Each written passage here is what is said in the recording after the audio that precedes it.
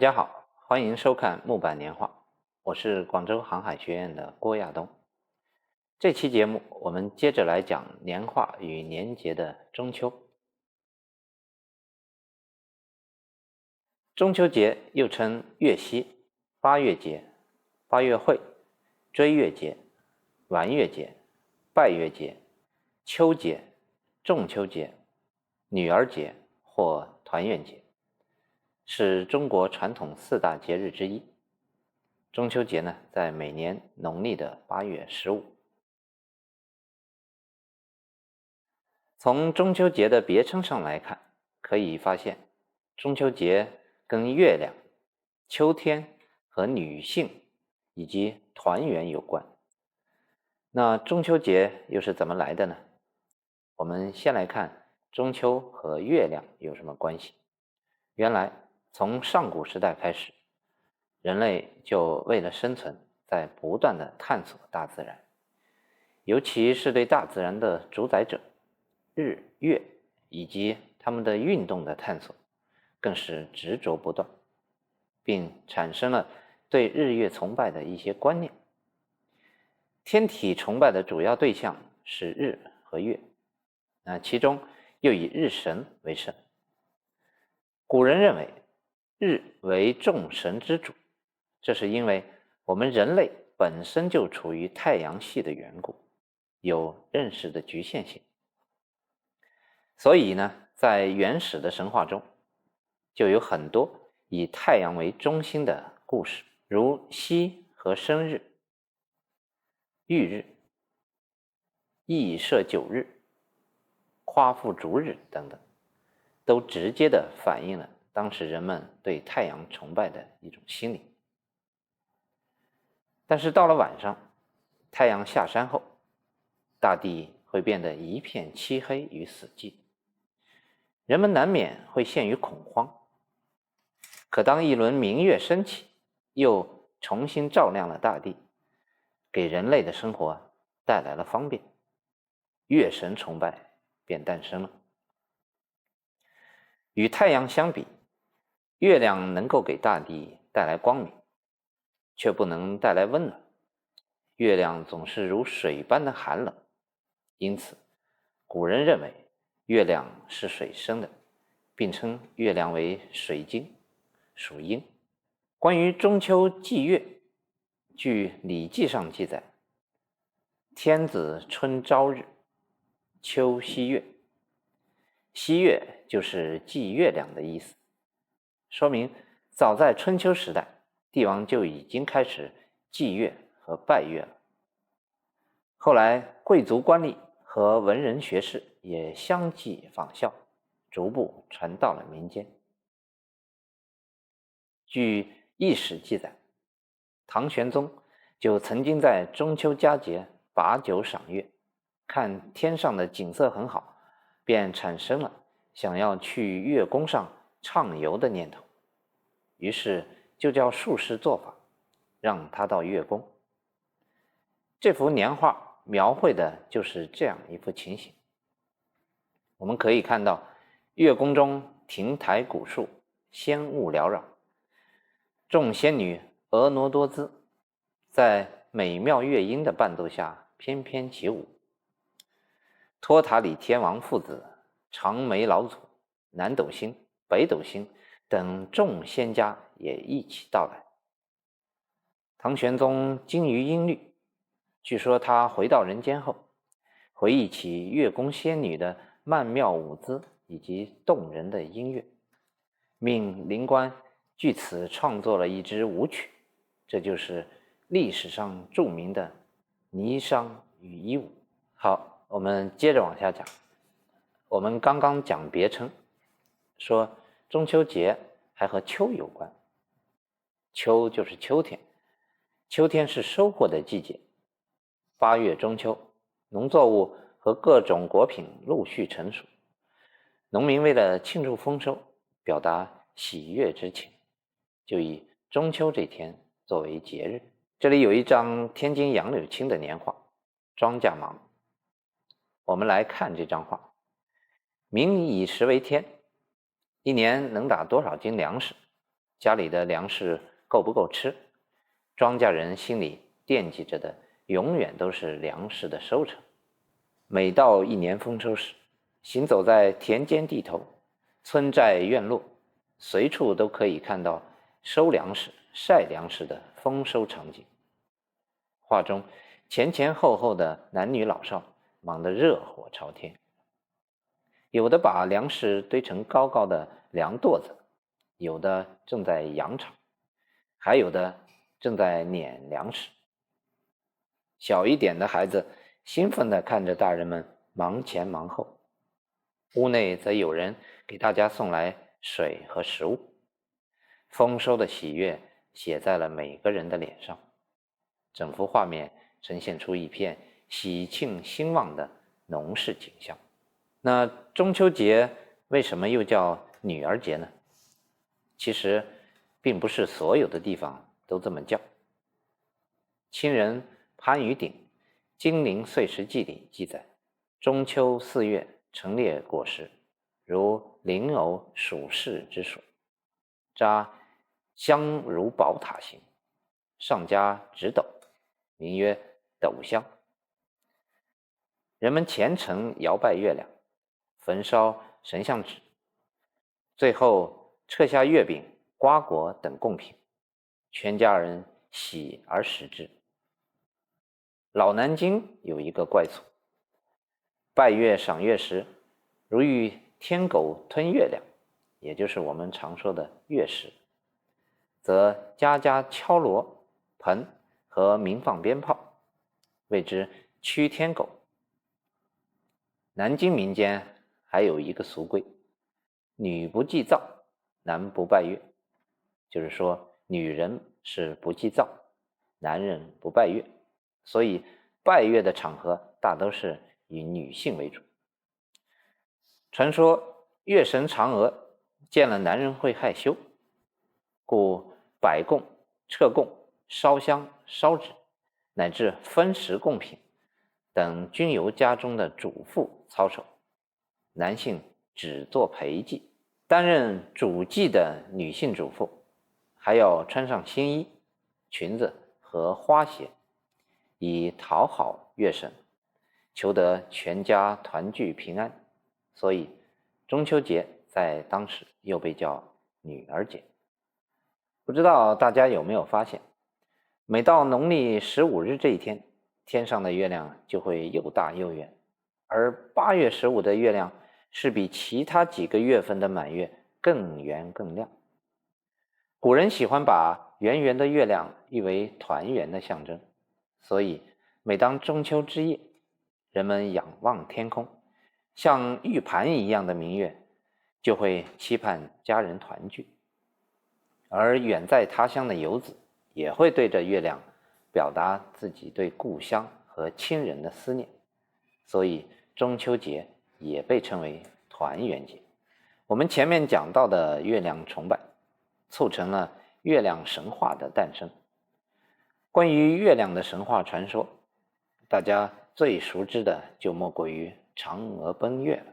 嫦娥奔月的故事说的是后羿从西王母那里得到了不死药，交给妻子嫦娥保管。冯蒙听说后前去偷窃，偷窃不成就要加害于嫦娥。情急之下，嫦娥吞下了不死药，飞到了天上。由于不忍心离开后羿，嫦娥便滞留在了月亮的广寒宫。广寒宫里寂寥难耐，于是就催促吴刚砍伐桂树，让玉兔捣药，想配成飞升之药，好早日与后羿团聚。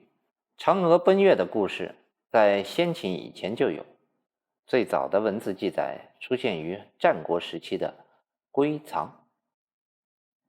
昔嫦娥以西王母不死之药服之，虽奔月为月经。唐代典籍《初学记》引西汉时期的《淮南子·览明训》记载了更完整的情节。羿请不死之药于西王母，羿妻姮娥妾奔月，脱身于月，是为蟾蜍而为月经。横娥呢就是嫦娥，嫦娥服了药，就轻飘飘地飞升到月宫，成为月经。这就是古书中记载的嫦娥奔月的神话故事。我们回到中秋节，中秋一词呢，最早见于周礼，《礼记月令》上说：仲秋之月，养衰老，行弥周饮食。这时呢，正是一年秋季的中期，所以被称为仲秋。那在这里给大家普及一个小知识，在日常生活中常会听到长辈教育我们，比如父亲年长的称伯伯，比父亲年幼的人叫叔叔。那这有什么讲究呢？其实这种称谓跟我国古代长幼排行顺序有关。所谓的伯仲叔季，伯是指老大，那有些时候也称为孟；仲是老二，叔是老三，季是老四。所以说这里的仲秋实际就是指秋季的第2个月。那一个季节3个月，8月15又刚好处于秋季的中间，因此民间称为中秋。中秋节自古便有祭月、赏月、拜月、吃月饼、赏桂花、饮桂花酒等习俗，流传至今，经久不息。祭月是我国一种非常古老的习俗，前面我们讲过，实际上是古人对月神的一种崇拜活动。中秋节开始普及于汉代，汉代是我国南北各地的经济文化交流融合时期，经济文化的交流推动了节俗文化的传播。在唐代之后，我国北方地区开始流行。北宋时期，中秋节已经成为各地普遍的民俗节日，并正式定农历8月15为中秋节。中秋祭月的仪式是一种古老的祭祀礼仪，表达的是人们祈求月神降福人间的一种美好心愿。我们来看这张图，这张图描绘的是广东潮汕地区中秋拜月的习俗。我们可以看到，拜神的主要是妇女和小孩，男人呢基本不参与。这也印证了男不拜月的那句话。当然，随着时代的发展，现在就没有那么多讲究了。关于潮汕拜月娘，民间还有一则流传广泛的传说。1279年，蒙古贵族灭了南宋，建立了元朝，对汉人进行了残酷的统治。马发据守潮州抗元，城破后，百姓惨遭屠杀。为了不忘胡人统治之苦，后人就取芋头。那这个芋头呢，在潮州话里面与狐头谐音，且形似人头，用它来祭奠祖先，历代相传，至今犹存。赏月的风俗来源于我们前面讲过的祭月。如今严肃的祭祀早已变成了轻松的娱乐活动。民间中秋赏月活动始于魏晋时期，后面逐渐演化为今天的中秋节赏月的习俗。祭月、拜月都是大家中秋节比较常见的习俗。中秋节除了拜月之外，有些地方还会拜兔爷。传说有一年，北京城闹起了瘟疫，几乎家家户户都有人生病，吃什么药都不管用。月宫中的嫦娥看到后呢，十分的难过，于是就在8月15这一天，派负责捣药的玉兔到了人间，去为百姓消灾治病。其实到明代，人们开始单独祭祀玉兔，到了清代就有了兔爷的说法。玉兔被塑造成为一位威武又可爱的将军的模样，既是被人敬奉的神灵，也是儿童的玩具。我们来看一张清代杨柳青《贵婿生平图》中秋祭拜兔爷的年画。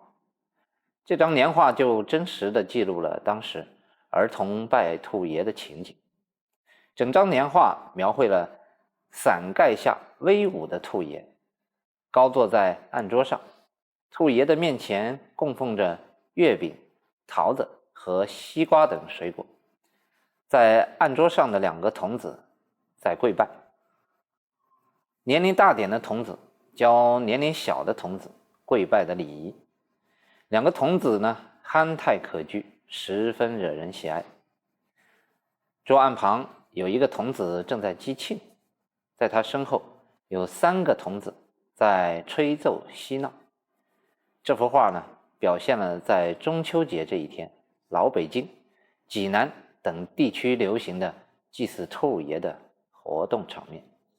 接下来再说一个非常特别的地方性中秋的盛事，叫钱塘江观潮。在8月15这一天，由于月亮距离地面最近，受月球引力的影响，潮汐现象呢剧增，潮水汹涌，钱塘江畔潮汐景象蔚为壮观，吸引着众多的游客前来观潮。那久而久之呢，便形成了一种地域性的观潮风俗。讲到中秋节，吃月饼当然是必不可少的习俗了。月饼最初呢是用来祭拜月神的贡品，后来人们逐渐把中秋赏月和品尝月饼作为一家人团圆的象征。月饼的馅儿呢有各式各样的，比如核桃仁、五仁、蛋黄、莲蓉、红豆等等，但所有的月饼几乎都有一个相同的特点，就是甜。甜甜的月饼也成为了人们对团团圆圆、甜甜蜜蜜美好生活的向往和赞美。在古代，中秋之夜还有喝桂花酒的习俗。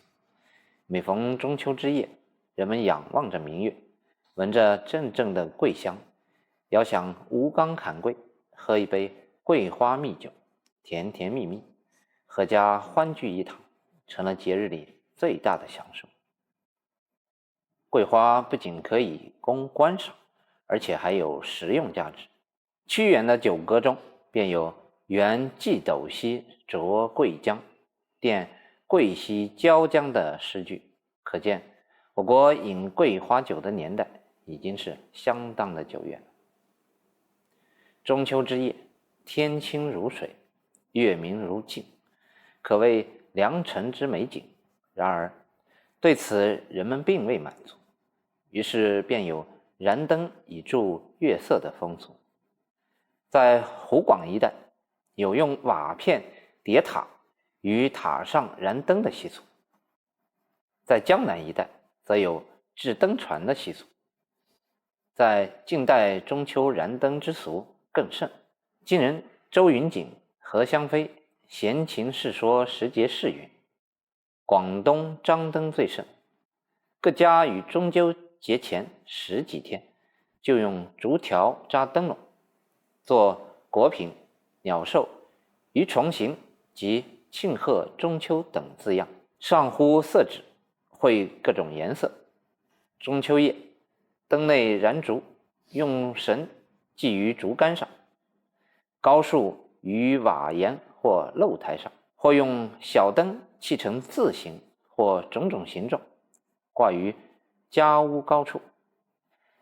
此处体现出广东地区中秋燃灯的规模似乎仅次于元宵的灯节。舞火龙是一种流行于粤港地区的一种中秋传统民俗。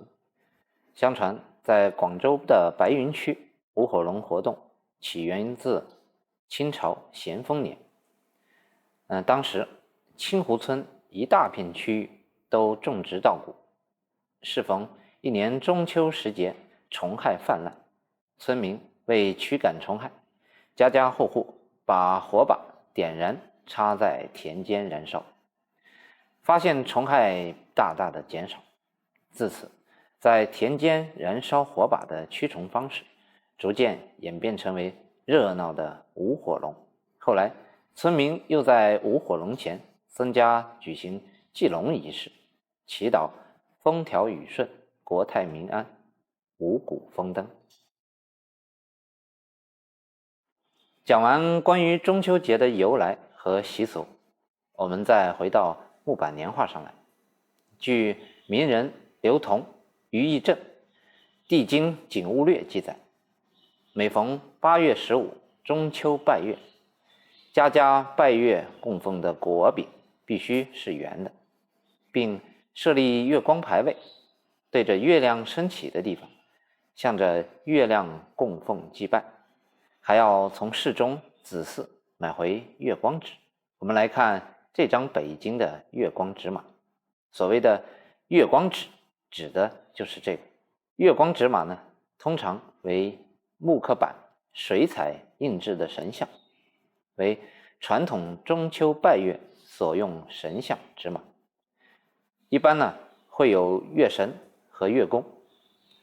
月光纸一般画着满月图像，中有月光普照菩萨敷坐在莲花上，月光下是月宫跪殿，前有玉图人执杵捣着鸠中的仙药。除了我们看到的这张月光纸马，同类型的还有很多，我们大致来了解一下。这种纸马呢，分为上下两部分，上部图案约占画面的2/5左右，其中有关公伏案读春秋、周仓持刀、关平捧印分立于两侧的关公夜读场景，也有分坐聚宝盆两边的增福财神形象。那下部图案是画面的主体，一轮满月中是在月树下捣药的玉兔，身后玉石栏杆的宫殿上方有广寒宫的牌匾，两侧立有8位或13位神仙。月光纸从印制的颜色来看，除了普通白纸印制之外，还有黄色、红色的纸。通常黄纸为普通百姓使用，上面一般会印有佛教的月光菩萨或者道教的太阴星君，红纸则多为商户使用。中秋晚上，在庭院中对着东方，也就是月中东方起，月初及月末西方起，这样一个时间的测算。在8月15这一天呢，月亮从东方升起这个意思。对着东方的月亮然后方位设置供桌，摆上香烛以及各种贡品。月光马呼立于桌后，就是把这个月光纸马呼到一个这个桌后的一个牌子上待到月亮升起，光照大地之时，点燃香烛，对之祭拜。祈愿之后呢，跪焚月光纸，撤供之后呢，把祭品分发给家人享用。出门在外的也要替他留一份，就是人人要有份。我们来看下一张年画也就是我左手边这张叫《果仙净月图》，这是一个打印版图像不是很清楚。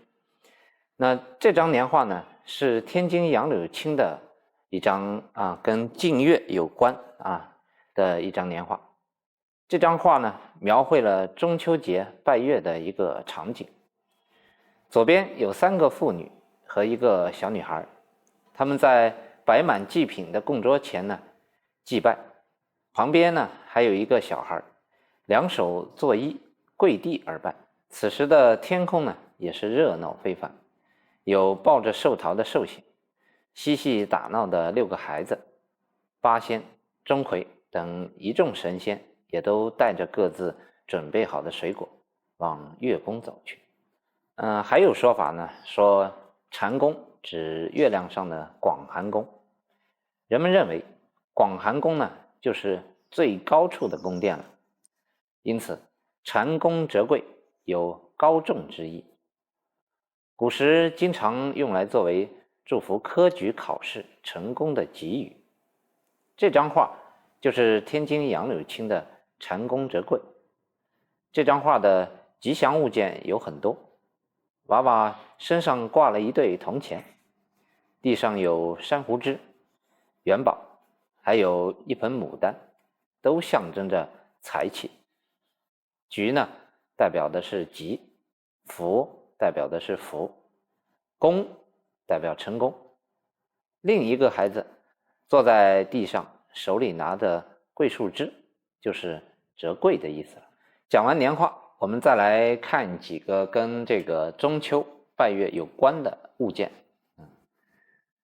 我这边有几个饼模啊，大家都知道，这个是用来做月饼啊，或者说其他饼类的一个模具。